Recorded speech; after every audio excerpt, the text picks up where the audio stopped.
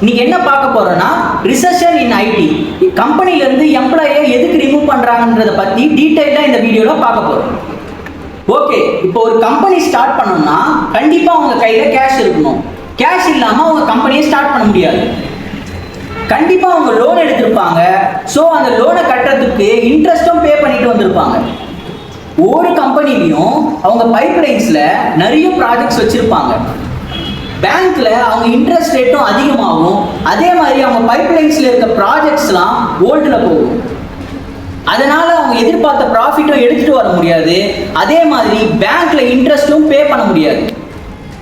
அதனால கரண்ட்ல யாரெல்லாம் ப்ராஜெக்ட்ஸ்ல எக்ஸஸா இருக்காங்களோ அவங்களையும், அதே மாதிரி யாரெல்லாம் பெஞ்ச்ல இருக்காங்களோ அவங்கள கம்பெனியை விட்டு ரிமூவ் பண்ணுவாங்க.